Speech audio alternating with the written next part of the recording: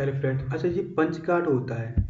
Punch card क्या होता है? Punch card is a piece of stiff paper that stores digital data in the form of codes at predefined. देखो, जब keyboard नहीं आए हुए थे तो उस टाइम पे क्या होता था? पंच कार्ड होते थे डाटा को एंटर करने के लिए, ठीक है। अब इवोल्यूशन ऑफ कंप्यूटर। अब इवोल्यूशन ऑफ कंप्यूटर क्या होते हैं? मतलब कंप्यूटर का किस प्रकार से आविष्कार हुआ, कब कब। From the simple of calculator to a modern day powerful data processor, computing devices have evolved in a relatively short span of time. The evolution of computing devices, देखो, पहली बार सिंपल कैलकुलेटर का आविष्कार हुआ था, पर आज कितने पावरफुल माइक्रो प्रोसेसर बन गए हैं, डिवाइस बन गई हैं। तो कैसे हुआ? और शुरुआत देखते हैं। तो सबसे पहले हम 50 BC में जाते हैं। तो 50 BC में अबेकस हुए थे, ठीक है। Computing is a attribute that the invention of abacus almost 3000 years ago, 3000 साल पहले, it was a mechanical device capable of doing simple arithmetic calculation on only। ये एक कैलकुलेट करने के लिए थी डिवाइस, ठीक है। जो अबेकस था कैलकुलेट करने के लिए था, एक कैलकुलेटर मान सकते हैं, ठीक है, 3000 साल पहले। फिर उसके बाद में 1642 में पेस्कल लाइन आया, 17वीं सदी में, जो ब्लेज पास्कल ने इन्वेंटेड किया था, बनाया था। अब मैकेनिकल कैलकुलेटर, जो एक मैकेनिकल कैलकुलेटर है, नॉन एज पास्कल कैलकुलेटर, जिसे पास्कल कैलकुलेटर जाना जाता था, ठीक है। क्या जाना जाता था? पास्कल कैलकुलेटर जाना जाता था। और to do additional and subtraction, जो जोड़ने और घटाने दो संख्याओं का काम आता डायरेक्टली, और मल्टीप्लिकेशन करता था, डिवीजन करता था, ठीक है। रिपीट एडिशन एंड सब्सट्रैक्शन तो बार बार ये कर सकता था। तो ये किसने बनाया था? पास्कल ने बनाया था, ठीक है। फिर 1834 में 19वीं सदी में एनालिटिक इंजन आया, ठीक है, जो चार्ल्स बेबेज ने बनाया, ठीक है। अब ये देखते हैं क्या है। Charles Babbage invented analytic engine, a mechanical computer device, ठीक है, फॉर इनपुटिंग, ठीक है, इनपुटिंग प्रोसेसिंग एंड स्टोरिंग, ठीक है। क्या किसने बनाए थे? चार्ल्स बेबेज ने, ठीक है। और क्या करता था? इनपुटिंग करता था, इनपुटिंग, स्टोरिंग, ठीक है, इनपुट करता था, स्टोर करता था, और प्रोसेस भी करता था, ठीक है, डाटा को, और डिस्प्ले भी कर रहा था output, which is considered to form of the basic of modern computers. जो आज के मॉडर्न कंप्यूटर की भी क्या है, काम करते हैं। आज के मॉडर्न कंप्यूटर क्या करते हैं? यही तो करते हैं, इनपुट आउटपुट डिवाइसेस। पता है? पता है, इसलिए तो इसे चार्ल्स बेबेज को कंप्यूटर का पिता कहा जाता है, क्योंकि ये आज भी उसी की तरह तो आज भी काम कर रहे हैं ना, ठीक है। आज भी तो इनपुट करते हैं, प्रोसेस होती है, स्टोरिंग होता है, डिस्प्ले होता है, आउटपुट होता है। तो इन तीन कामों की वजह से ही चार्ल्स बेबेज को कंप्यूटर का फादर कहते हैं, ठीक है। इसलिए फिर 1890 में एक 19वीं सदी में एक टेबलेटिंग मशीन आई, ठीक है, जो हरमन हॉलेरिस ने डिजाइन किया।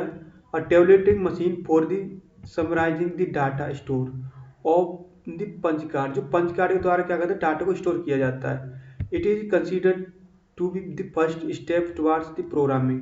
ये पहला टाइम था जब प्रोग्रामिंग की शुरुआत हुई, ठीक है, 1890 में। फिर 1937 में आते हैं टूरिंग मशीन। टूरिंग मशीन कब आई? तो 1937 में आई। जी, Turing machine concept was a general purpose programming machine. जो टूरिंग मशीन आई थी, ये जनरल पर्पज क्या थी? प्रोग्रामिंग थी, ठीक है। और that was capable of solving any problem, जो किसी प्रॉब्लम को सॉल्व करने के लिए केपेबल थी, by executing the program store on the punch card. जो पंच कार्ड पर जो प्रोग्राम को क्या था? स्टोर किया जाता था, ठीक है।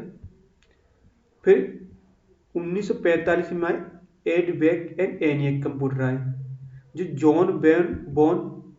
जॉन बॉन न्यूमैन ने इंट्रोड्यूस किए थे। The concept of store program computer. Program computer को स्टोर करने का कंसेप्ट किसने दिया था? जॉन बॉन ने दिया था, ठीक है। जो which was capable of storing data जो डाटा को क्या करता है, स्टोर करने में कैपेबल था।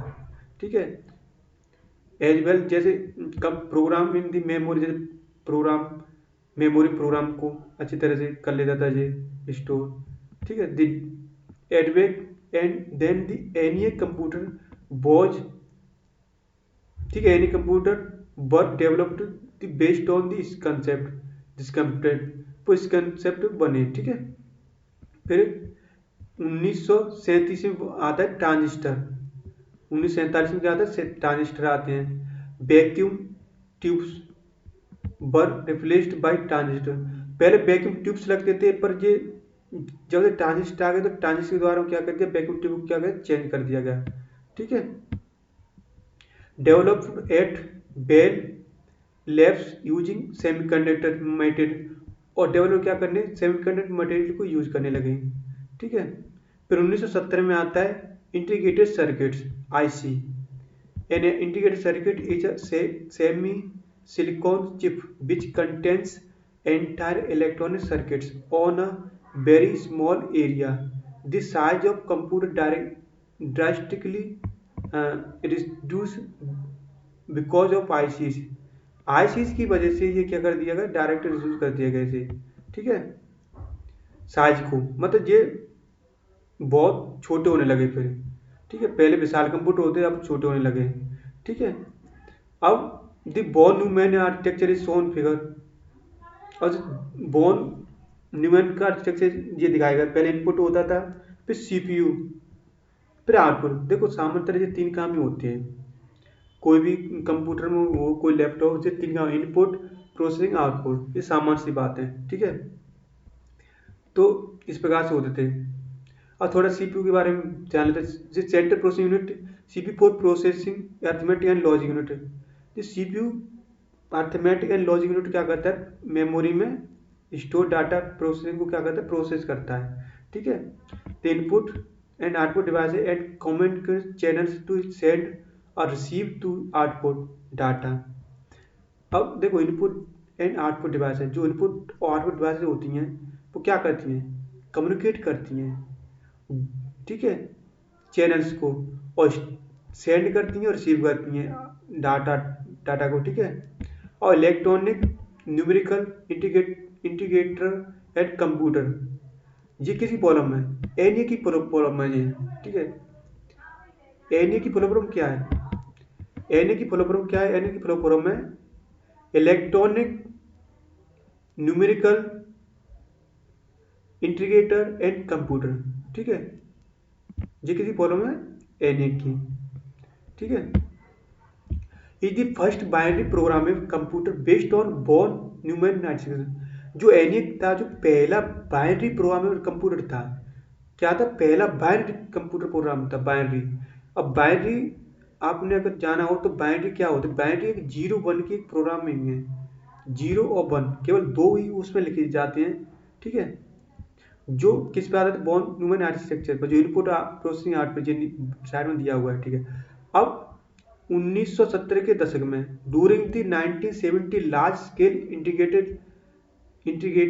Integration LSI of electronic circuits allowed integration of complete CPU on a single chip called micro processor. ठीक है, अब माइक्रो प्रोसेसर की कहानी कहाँ शुरू होती है। ठीक है, 1970 के दशक में लार्ज स्केल इंटीग्रेशन आए, LSI of electronic circuit allow, electronic circuit को क्या अलाउ किया गया, अलाउ हो गया, जो इंटीग्रेशन ऑफ कंप्लीट CPU, जो CPU के इंटीग्रेशन में अलाउ था कंप्लीट। ठीक है, ऑन सिंगल चिप, एक केवल एक चिप में, जिसे हम माइक्रो प्रोसेसर कहते हैं। ठीक है, क्या कहते हैं, माइक्रो प्रोसेसर। 1970 के दशक में large scale integration LSI of electronic circuit allow, जो इलेक्ट्रॉनिक सर्किट की जो लार्ज स्केल इंटीग्रेशन थी, उसको क्या इंटीग्रेशन किया गया कंप्लीट तरह से CPU में, एक सिंगल चिप पर बनाया गया। ठीक है, जिसे माइक्रो प्रोसेसर कहते हैं। ठीक है, Moore's law predicted exponential growth in the number of transistors that could be assembled in a single microchip। ठीक है, जो मोर्स थे लॉ था, नियम था, प्रेडिक्ट किया गया, एक्सपोनेंशियली किया गया, ग्रोथ किया गया इन द नंबर ऑफ ट्रांजिस्टर्स में दैट कुड बी असेंबल्ड किया गया इन अ सिंगल माइक्रोचिप में। ये केवल सिंगल माइक्रोचिप में असेंबल किया गया, ठीक है। अब 1980 के दशक में क्या हुआ, 1980 the processing power of a computer, जो कंप्यूटर की प्रोसेसिंग पावर थी इंक्रीज की गई, बढ़ाई गई, एक्सपोनेंशियल की गई by the integrating around 3 million components on a small size chip. छोटे छोटे स्मॉल साइज चिप लगाए गए, वेरी लार्ज स्केल इंटीग्रेशन लगाए गए, ठीक है। तब क्या आगे से इसकी स्पीड को बढ़ाया गया। फिर फर्दर आगे चल करके advancement in a technology has made it feasible or to fabricate high density of transistors and other components, ठीक है, on a single IC called super large scale integration बनाया गया, ठीक है। तो इन चिपों के जो जोड़ के इस काम किए जा रहे थे। अब IBM introduce it's first personal computer for the home user इन 1981। 1981 में IBM कंपनी है, ये कंपनी ने पहला पर्सनल कंप्यूटर जिस क्या हुआ जिसे इंट्रोड्यूस किया, जिसे हम सामान्यतः कोई भी इंसान खरीद सकता था, ठीक है। एंड एप्लेंटॉक्स, और एप्पल ने भी एक इंट्रोड्यूस किया मैनिटोस, ठीक है। एप्पल ने भी एक मैसिंटोस ऐप बुक किया, इंट्रोड्यूस माने सबके लिए अलाउ किया, कोई भी खरीद सकता है। इससे मतलब 1980 से पहले केवल वही कर सकते थे जो इंडस्ट्रियल में काम करते थे, उद्योगों में काम करते थे, ठीक है। और देखो जी ट्रांजिस्टर यूज हो रहे हैं इसी में, इस प्रकार से इंटेल माइक्रोप्रोसेसर यहाँ पे यूज हुआ है, ठीक है, समझा है। पहले इस प्रकार से यूज होते थे, ठीक है। ये नंबर ऑफ ट्रांजिस्टर पर इंटीग्रेटेड सर्किट्स हैं। पहले 1940 में यहाँ पे इस प्रकार से यूज थे, फिर 1950 में इन्वेंशन ऑफ ट्रांजिस्टर हुए, फिर 1960 में, 1970 में, 1980 में, तो 2020 आते आई कोर i7 आ गया, ठीक है। अब मशीन इन 1984, अच्छा जो 1981 में तो IBM ने पर PC सबके लिए इंट्रोड्यूस किया, होम यूजर मतलब सबके लिए, और एप्पल ने मैकिन्टोश 1984 में सबके लिए मशीन यूज की। कंप्यूटर मतलब एप्पल एक है कंपनी है, वो एप्पल अलग से अपना कंप्यूटर निकालती है, ठीक है। The popularity of the PC surged by the introduce of a graphical user interface based of operating system by Microsoft and other in place of computers with the only command line interface like a Unix and DOS। अब ये सब होने के बाद में PCI sir तो इसमें introduction किया गया ग्राफिकल यूजर इंटरफेस। जैसे ग्राफिकल यूजर इंटरफेस वो होता है जिसमें ग्राफिक्स मतलब जितना सुंदर दिखता है कंप्यूटर में, जो अपने वीडियो देखी हो कितनी डिजाइनिंग की हुई, मतलब चमकदार दिखे, अच्छी दिखे, ठीक है, वो ग्राफिक्स होता है, ठीक है। तो वीडियो को बहुत बेहतरीन बनाता है, अच्छी बनाता है हमारे ग्राफिक्स, मतलब अच्छे से फोटो हो उसमें, ठीक है। जो किसने बेस्ड किस पे था, ऑपरेटिंग सिस्टम पे बेस्ड था, ठीक है, जो माइक्रोसॉफ्ट के द्वारा बनाया गया था, ठीक है। माइक्रोसॉफ्ट एक कंपनी है, ठीक है। इन प्लेस ऑफ कंप्यूटर्स, तो कंप्यूटर के स्थान पर कंप्यूटर में चेंज किए थे with only command line interface like Unix and DOS. DOS में डिस्क ऑपरेटिंग सिस्टम, ठीक है। ये सब विंडो थी। Around 90s the growth of the world wide web. 1990 में डब्ल्यू आया, वर्ल्ड वाइड वेब आया, जो आगे चलकर accelerated mass usage of computers and therefore computers have become an indispensable part of every life। जो सबके जीवन का एक हिस्सा बन गया। डब्ल्यू पहले डब्ल्यू कर जो भी करना होता था लिखते थे डब्ल्यू गूगल, ठीक है। Further with the introduce laptop personal computers, आगे चल के हमें लैपटॉप हमारे लिए इंट्रोड्यूस की गई, सब कंप्यूटर की गई पर्सनल कंप्यूटर, ठीक है। बहुत मेड पोर्टेबल जो हम आसानी से कहीं ले जा सकते थे। To a great extent, this was followed by smartphones, tablets and other personal digital assistants, और बहुत सारे जो डिजिटल कंप्यूटर आए गए हमारे लिए, जिसे हम आसानी से खरीद भी सकें और आसानी कहीं ले जा भी सकें, ठीक है।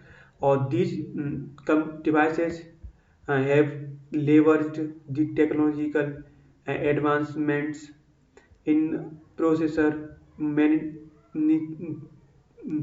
monetization, faster memory, high speed data and connectivity mechanics। तो ये सब के लिए बहुत जल्दी जल्दी मान लिए ये होने लगा। और the next wave of computer device includes the wearable gadgets such as smart watch, lenses, की हेडबैंड्स, हेडफोन्स। अब इतने स्मार्ट हो गए कि हम घड़ियों में भी कंप्यूटर चला सकते हैं, इतनी घड़ी भी स्मार्ट आ गई, ठीक है। और smart applications are being part of internet of things by leveraging the power of artificial intelligence. और आजकल तो एआई आ गई, आर्टिफिशियल इंटेलिजेंस की ताकत बहुत ज़्यादा है, आप सोच नहीं सकते, एआई बहुत ताकतफुल पावरफुल है, ठीक है, जो हमारे काम को बहुत आसानी से करके दे रही है। आजकल एआई चल रही है, बहुत आसानी करके दे रही है काम को, ठीक है। अब कंप्यूटर मेमोरी क्या होती है? A computer system needs memory to store the data and instructions of processing. अब कंप्यूटर को जरूरत होती है किसकी? मेमोरी की, ठीक है, डाटा को रिस्टोर करने के लिए। जैसे आप कोई आपके पास अनाज है कि कोई चीज़ है, तो उसे रखने के लिए आपको घर में किसी जगह की ज़रूरत पड़ती है या किसी बर्तन की ज़रूरत पड़ती है, ठीक है। तो उसी प्रकार कंप्यूटर में भी तो कोई डाटा को रखेंगे तो ज़रूरत पड़ेगी ना मेमोरी की, तो इस प्रकार के जरूरत पड़ते हैं। Whenever we talk about the memory of a computer system, जब हम बात करते हैं कंप्यूटर सिस्टम की मेमोरी के बारे में, ठीक है, we usually talk about the main में और प्राइमरी मेमोरी। जब तो उसमें मेन और प्राइमरी मेमोरी की बात चलती है। और secondary memory also called storage device. जो सेकेंडरी मेमोरी होती है, जो उसे हम स्टोरेज डिवाइस भी कहते हैं, यूज टू स्टोर डाटा, जो डाटा को स्टोर करने के काम आती है, instructions and right permanently for the future. और सेकेंडरी मेमोरी क्या करती है? परमानेंटली स्टोर कर लेती है डाटा को, स्टोरेज को, ठीक है, जो हमें फ्यूचर में काम आए, ठीक है। अब यूनिट्स ऑफ मेमोरी, अब मेमोरी की यूनिट्स क्या होती हैं? A computer system use binary numbers to store and process data. Computer क्या करता है? कंप्यूटर सिस्टम यूज करता है बाइनरी नंबर्स को, डाटा को स्टोर करने के लिए, प्रोसेस करने के लिए, ठीक है। तो बाइनरी डिजिट्स 0 1, बाइनरी डिजिट क्या होते हैं? 0 1 होते हैं, which are the basic units of memory are called bits, ठीक है। अब मेमोरी की जो बेस यूनिट जो होती है, बिट होती है, ठीक है। Further these bits are grounded together और फॉर्म वर्ड्स। जो बिट्स होती हैं क्या करते हैं? These bits are grounded grouped, ये ग्रुप में बनी होती हैं साथ साथ, ठीक है। जैसे ये 4 bit word is called nibble. एक 4 बिट होगी तो उसे क्या करें? निबल बोलते हैं। 4 बिट को क्या बोला जाता है? निबल बोला जाता है, ठीक है। और एग्जाम्पल के लिए निब्बल आर 1 0 0 1 1 0 1 0, तो इस प्रकार से ये क्या है? निब्बल है, ठीक है। और 2 nibble words is that is bit. अगर 2 निब्बल हो जाए तो और बिट हो जाएगी, 8 बिट हो जाएगी। देखो 4 बिट 1 निब्बल, 2 निब्बल हो जाए तो 8 बिट हो जाएगी, तो इस कॉल्ड बाइट। तो 8 बिट को क्या कहते हैं? बाइट कहते हैं, ठीक है। फॉर एग्जाम्पल, तो ये एग्जाम्पल है 0 1 0 0 0 1 1, ठीक है, 0, तो क्या है ये? बाइट। तो ऐसे गिन लिया करो, 1 2 3 4 6 7, 1 2 3 4 5 6 7 8, तो 8 है ना, 8 8 तो 8 बाइट हो गए, ठीक है। अब like any other standard units, bytes are grouped together to make bigger chunks or units of memory। तो बड़ी मेमोरी बना सकती हैं, ठीक है। अब हमें टेबल यहाँ पर दी गई है, ये वाली टेबल है, मेजरमेंट की टेबल है, जो, ठीक है, 1 KB, किलो KB मतलब किलोबाइट, केबी क्या होते हैं, किलोबाइट होती है। ठीक है, 1 केबी बराबर 1024 बाइट्स। ये भी 1 केबी बराबर कितना है, 1024 क्या होता है, बाइट होते हैं। ठीक है, और 1 एमबी बराबर, एमबी मतलब मेगाबाइट, एमबी क्या होता है, मेगाबाइट। 1 एमबी बराबर क्या होता है, 1024 क्या होता है, 1024 केबी। ठीक है, 1 एमबी बराबर क्या होता है, 1024 केबी। और एक, ठीक है, एमबी मतलब मेगाबाइट हो गया। ठीक है, और जीबी, जीबी मतलब गीगाबाइट। 1 जीबी बराबर 1024 एमबी। 1 जी बराबर 1000 क्या होता है, 24 क्या होता है, एमबी। ठीक है, और एक टीबी, टी मतलब टेराबाइट, टीबी मतलब टेराबाइट, और एक टीबी बराबर 1024 जीबी। ठीक है, एक टीबी बराबर कितना, 1024 जीबी होता है। ठीक है, फिर एक पीबी, पी मतलब पेटाबाइट। ठीक है, पीबी क्या होता है, पेटाबाइट। एक पीबी बराबर 1024 टीबी। ठीक है, क्या होता है, 1024 टीबी। फिर ईबी, ई मतलब एक्साबाइट, एक्साबाइट, ई मतलब एक्साबाइट। एक ईबी बराबर 1024 पीबी। एक ईबी बराबर क्या होता है, 1024 पीबी होता है। फिर जेडबी, जेड जेटाबाइट, जेटाबाइट। एक जेडबी बराबर 1024 ईबी। ठीक है, एक जेटाबाइट बराबर 1024 ईबी। ठीक है, और फिर था बाई भी, एक यूटाबाइट बराबर क्या होता है, 1024 जेडबी। ठीक है, बाई मतलब यूटाबाइट, बाई भी क्या होता है, यूटाबाइट होता है। ठीक है, तो एक यूटाबाइट बराबर 1024 जेडबी, जेडबी मतलब जीटाबाइट।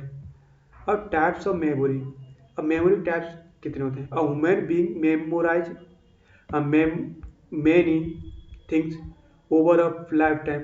अब इंसान क्या करता है, पूरे जीवन भर वस्तुओं को क्या करता है, मेमोराइज करता है एंड रिकॉल करता है फ्रॉम मेमोरी, मेमोरी से बाहर रिकॉल करता है टू मेक अ डिसीजन और सम एक्शन। कुछ काम करता है, डिसीजन लेता है, तो सोचता है कि मैंने वो काम कैसे किया, तो मेमोरी करता है ना।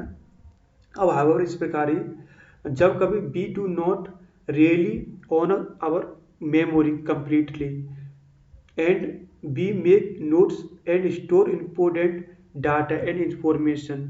ठीक है, using other media such as notebook, manual, journal, document. It is similarly computers have 2 types of memory.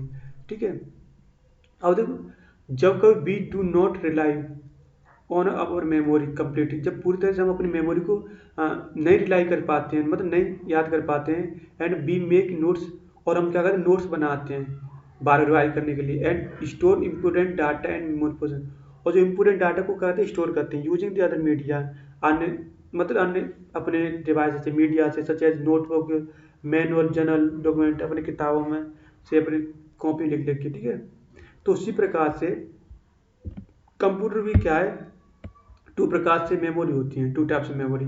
एक प्राइमरी मेमोरी होती है, एक एक सेकेंडरी मेमोरी होती है किस कंप्यूटर की। अब प्राइमरी मेमोरी क्या होती है, अब primary memory is an essential component of a computer system.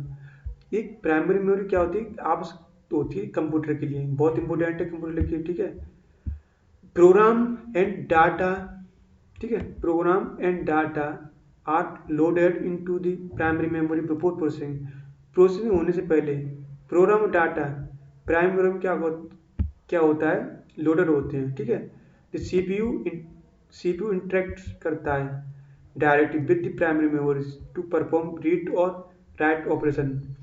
CPU क्या करता है, डायरेक्ट परफॉर्म करता है प्राइमरी मेमोरी पे, और क्या रीड भी कर सकता है।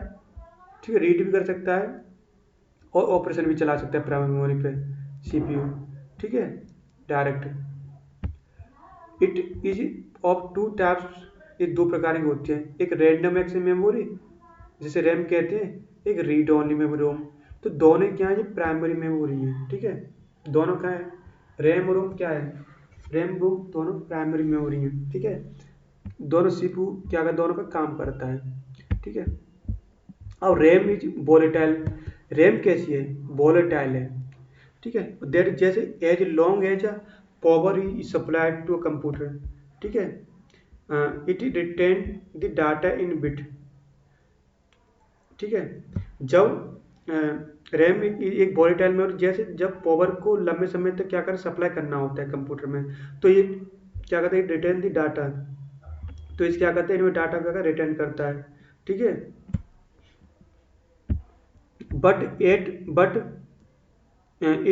But as soon as power supply turn off, अगर पावर क्या है ऑफ हो जाए, तो all contents of RAM bite out. ठीक है। तो पूरा डाटा क्या है, बाइट हो जाए, मतलब हट जाएगा। ठीक है, चला जाएगा। ठीक है। It is use it is use to restore data temporarily while the computer is working। तो रैम इसलिए रैंडम एक्सेस मेमोरी कहते हैं, जैसे कंप्यूटर में को क्या कहते हैं, एक टेम्पररी मेमोरी कहते हैं रैम को, क्योंकि जो लाइट चली तो ठीक है, तो डाटा रहेगा, और लाइट चली जाएगी तो डाटा क्या हो जाएगा, डिलीट हो जाएगा। ठीक है, रैम से। ठीक है, इसे टेम्पररी मेमोरी कहा जाता है रैम को। Whenever the computer is started और a software application is launched, जब कंप्यूटर क्या करते हैं, स्टार्ट करते हैं और किसी भी सॉफ्टवेयर एप्लीकेशन लॉन्च करते हैं, the required program and data are loaded into RAM. ठीक है, फॉर प्रोसेसिंग। तो प्रोसेसिंग करने के लिए उसे रैम की आवश्यकता पड़ेगी। ठीक है, जब हम कोई सॉफ्टवेयर वगैरह अपलोड करते हैं, डाउनलोड करते हैं, इंस्टॉल करते हैं, तो ठीक है, RAM is usually referred to as a main memory. RAM कैसी है, मेन मेमोरी रेफर की तरह काम करती है। ठीक है, and it is faster then the second memory और स्टोर डिवाइस। पर जी सेकेंड मेमोरी की क्या क्या है, फास्टर है। ठीक है, जो स्टोर डिवाइस बोलते हैं, बहुत तेज चलती है प्राइमरी मेमोरी रैम। ठीक है, पर ये कमी इसमें ये है कि डाटा इसमें लाइट चलता तो ठीक है, लाइट चली जाएगी तो स्टोर नहीं कर पाती। ऑन दी अदर हैंड, अन्य शब्दों में कहा जाए तो जो अन्य दूसरी है, रोम इज ए नॉन वोलेटाइल। रोम कैसी है, नॉन वोलेटाइल है, विच मीन्स, इसका मतलब यह है कि its contents are not lost even when the power is turn off. जब लाइट चली जाए तब भी इसका डाटा क्या है, जाता नहीं है। ठीक है, इसलिए वोलेटाइल, नॉन वोलेटाइल है। ठीक है, कैसी है, नॉन वोलेटाइल है। ठीक है, जिसका मतलब होता है कि कभी भी डाटा इसका लॉस्ट नहीं होता है। ठीक है, रोम का। ठीक है, it is use as small, but ये छोटी छोटी यूज होती है, प्रयोग किया जाता है छोटे स्तर पर, but faster permanent storage of for content. पर जी क्या कहते हैं, परमानेंट स्टोरेज क्या है, फास्टर है। ठीक है, कंटेंट के लिए, विच आर रेयरली चेंज, सामान्य बहुत कम चेंज होती है। फॉर एग्जाम्पल के लिए, the startup program boot loader that loads the operating system. ठीक है, into primary memory is store in ROM. ठीक है, क्या करेगा, स्टोर करेगा रोम में।